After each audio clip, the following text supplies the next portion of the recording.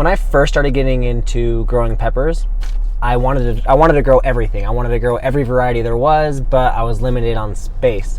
So I started talking to some people, and people, just kind of told me, hey man, you don't want to grow in anything less than 5 gallons. And 5 gallon was always kind of that point where everybody's like, nope, you need at least 5 gallons. That's what you need. I didn't listen to them. I kind of did my own thing, and my first year of growing, I really learned a lot about what peppers can grow in and how much you can really do in containers that are smaller than 5 gallons. I decided I'm going to do a gallon grow series where I show you guys everything that I've learned and everything that I do to grow in smaller containers, because you guys have seen right now I'm in an apartment. I'm growing in a room that's 8 feet by 4 feet, and I'm still in the mindset of I just want to grow everything there is.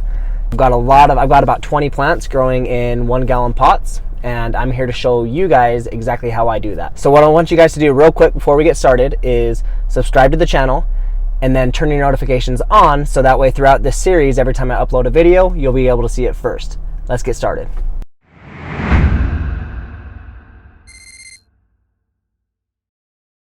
Yes, we are still in my car. For this first episode, we don't need to be at the grow room because we're just doing prep work. So this is going to be the prep work episode and what needs to happen before you actually start your grow. The first thing you want to think about is how many peppers can you plant?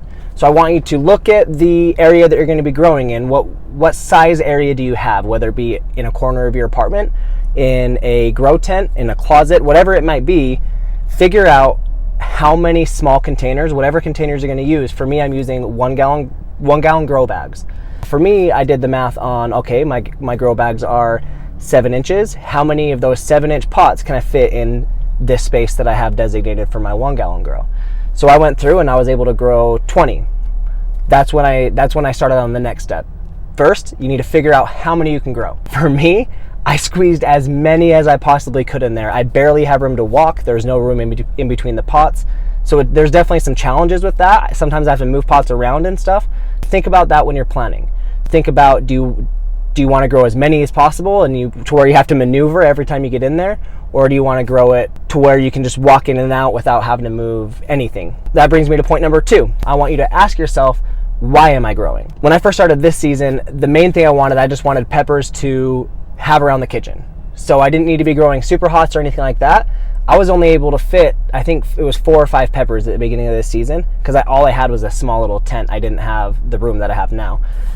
I could only do 4 or 5 peppers, so I didn't want to waste that valuable space on plants that I was only going to use 1 or 2 pods from, because at the time I didn't think I was going to be making sauces and powders and stuff like that. At the time I wanted stuff like jalapenos, I wanted cayennes, I wanted maybe a habanero, Scotch bonnet, stuff like that with some of the low to mild medium heat level, so that way I could really use them around the kitchen, the family could eat them, and it wasn't just me using it. That was for me. The second I was able to get a bigger space is when I really wanted to start experimenting. So now that I have 20 in my 1 gallon grow, I really wanted to get in some of those super hot. So now I've got, stuff like Jay's Peach Ghost Scorpion, I've got Carolina Reapers, Ghost, all sorts of different kinds of ghost peppers, and just a whole ton of really awesome peppers, along with the other stuff that I'm growing just for the kitchen. Ask yourself the question, why are you doing it? If you're growing stuff for the family, you might want to stay on the more mild side. If you're growing stuff for fun and experimenting a little bit, you might want to start creeping up there into the super hot level. Brings me to point number 3. Plan your grow. Let's say you can grow 20 varieties. Okay, that's good. You can grow 20 varieties. What are they going to be? Because the last thing you want to do is plant 40 different varieties and then have to weed them all out later. For me, I made a list on my phone. I made a list, and I was kind of like a bracket system. I went through and kind of put check marks by the ones that I absolutely wanted, and then the other ones that were questionable, I didn't. And I went through until I narrowed it down to exactly the 20 that I was able to fit, because I didn't want to have to weed through that later. Figure out how many you can grow, why are you growing, what are you growing. You got those things down, right?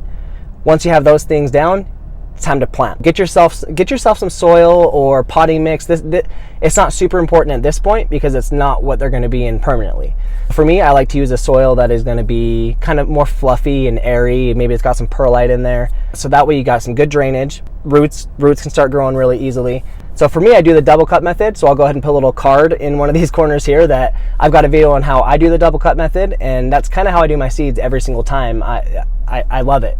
Grow some seriously healthy seedlings, and it works for me every time. So I've got a video on that. Go ahead and watch that if you're not familiar with it. Otherwise, move on, keep going, and get your seeds in the ground. Plant your seeds, get them in their cups, get them in their trays, get them wherever they're going to be. Just make sure you get them planted, because after that, you've got some time. You've got to wait for those seeds to come up. While you're waiting for those seeds to come up, you've got some planting to do. We've done our prep work. We got our seeds ready. We got everything planned out.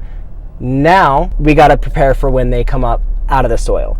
So as soon as they come out of the soil, they're going to need some things like lighting, stuff like that. That's going to be episode 2. Stick around, and episode 2, we're going to talk about lighting and bring you into the grow room, show you all the lights that I'm using. I'm going to talk about the lights that are available, price ranges, stuff like that, so that way we can get you guys prepared for when your seeds come up. They're going to have the lighting they need. They're going to have everything else. Stick around. That'll be episode 2.